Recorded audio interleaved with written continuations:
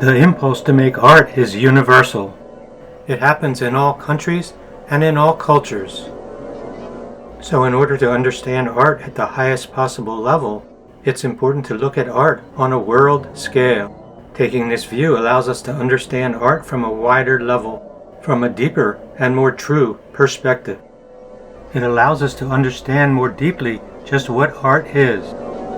So the artist who wishes to make world-class art and the connoisseur who wishes to understand art at a world-class level need to understand the ingredients that allow this mindset, how it functions, and its value. So in order to do this, we see that there are two primary approaches within the impulse to make art. There's the impulse to design and decorate, and the impulse to create images of external reality.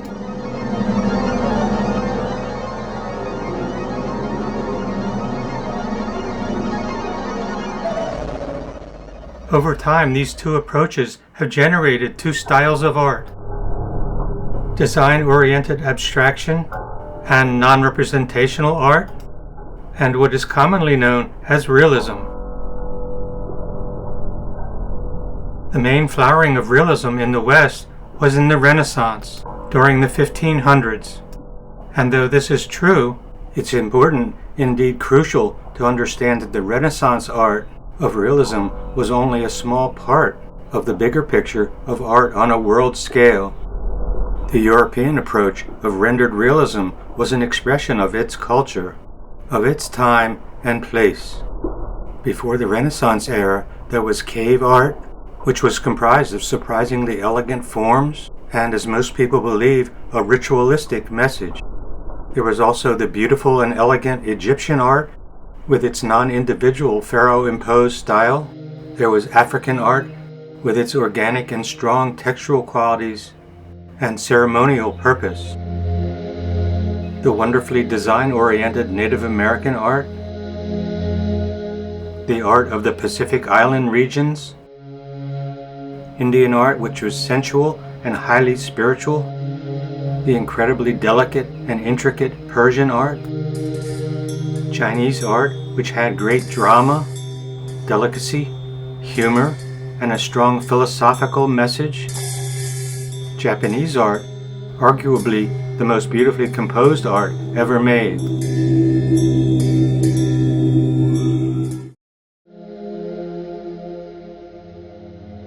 Achieving a world-class understanding and perspective involves accepting and respecting all the different styles of art, understanding that no one style is better or worse than another.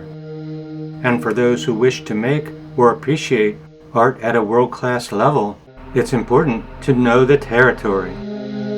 When generalized, the approaches to art can be broken down into four main categories: realism, expressionism, abstraction, and non-representational. The common term realism in the fine art world is usually thought of as representational. This is because stylistically it represents things from the outside world, things from outside our skin, things and objects not drawn from the imagination, but from the real world. This painting by the 1800s artist Winslow Homer is a good example of realism or representational work. The more likeness there is to the external object, the more a painting can be said to be realism. In essence, realism is about objects in an atmosphere. Leaving aside the conceptual or emotional impetus, expressionism begins when realism becomes distorted, when things are distorted for expressive purposes.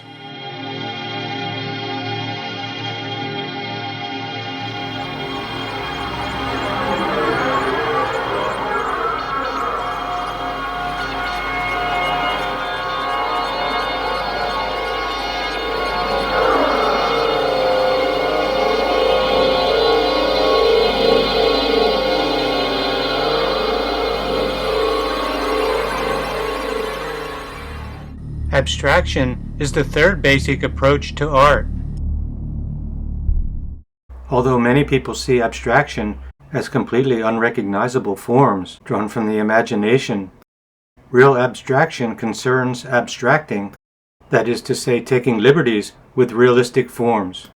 This painting by Picasso in the Cubist style is a good example of abstracting representational or realistic forms. In abstraction, there can be less or more liberties taken with the distortion of realistic form. This painting by Picasso is called Les Damoiselles d'Avignon. In it we can see deeper examples of abstraction. Abstraction is generally more about internal reality and less about external reality.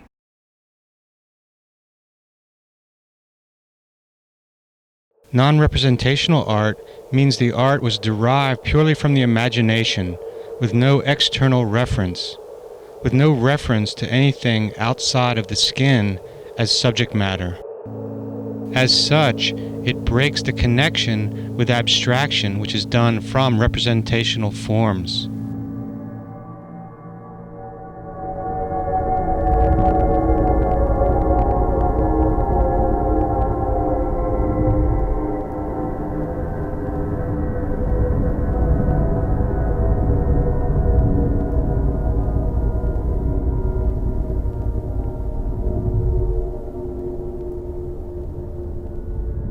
When many people think about art, they think about skill.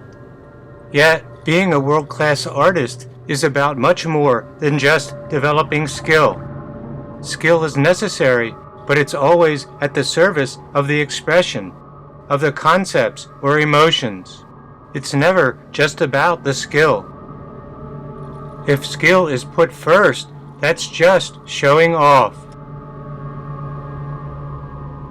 In addition to skill or technical proficiency, a good artist needs to develop a personal voice.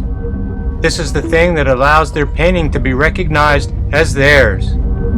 Their voice is their identifier, and it's about the concepts chosen, the intensity of the emotional quality, and how the formal elements are used. There may or may not be an idea, and the meaning may just be that the painting exists. And then, like anything,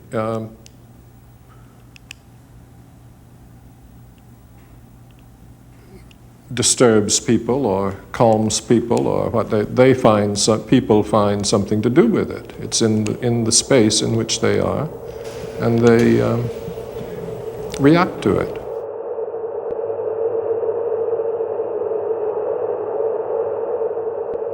In addition to skill and use of the formal elements, in order to be a really good artist, one needs to master composition. This usually has to do with arranging the forms or shapes in some way on the two-dimensional picture plane. It's the organization of the shapes for expressive purposes. In this painting, the Japanese artist Hiroshige shows how forms can be changed into shapes and arranged for expressive reasons.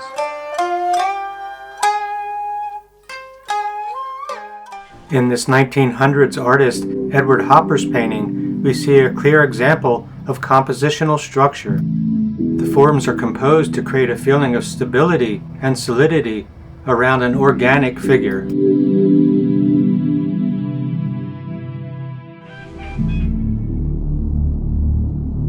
Still, in order to be a really good artist, skill, use of formal elements, and composition are not the whole story. Originality or innovation are also necessary. This means to come up with a new kind of personal voice or new concept of painting, an original technique, or a different kind of emotional expression. The innovators in every epoch of Western art have gone down in art history as great painters. Leonardo da Vinci brought a new kind of realism to painting. To paint realistically with highly descriptive form was avant-garde in Leonardo da Vinci's day. In the late 1800s, Claude Monet changed the game by innovating a whole new way of painting. He used marks and colors differently than had ever been done before. In the late 1800s, Paul Gauguin innovated by creating paintings with less atmospheric, illusionistic space.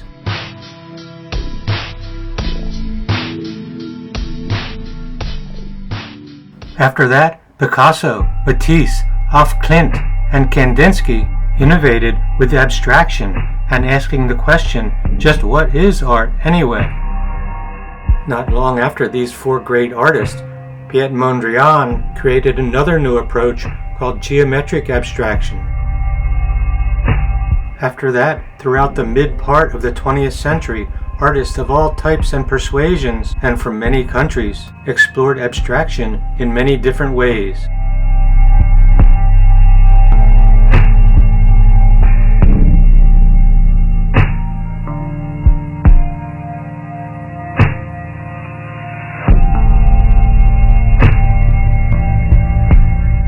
In the 50s, Jackson Pollock innovated by using drips and splashes.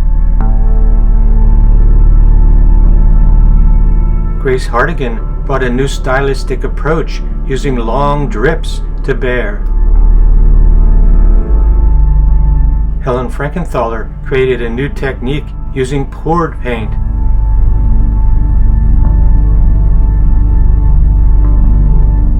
In the 80s, Gerhard Richter used a new approach to apply paint.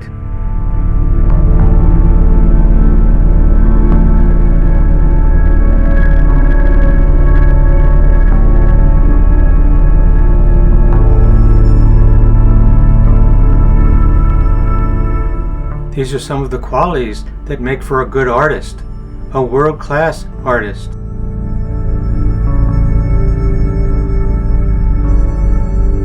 Yet if the artist or connoisseur truly wishes to attain world-class level, there's one thing more. And that one thing is objectivity. Essentially, this means to be open to and respect all different types of art. And to attain this world-class mindset, it's important to understand that all the different styles have been tried and tested. Each one of them has proven itself to be lasting over time. They are all equal in value and importance. To not value all of them puts the artist and the connoisseur at a disadvantage. Personal preference is fine. You can personally like one versus another, but to judge one as being better and others worse is not the mark of world class.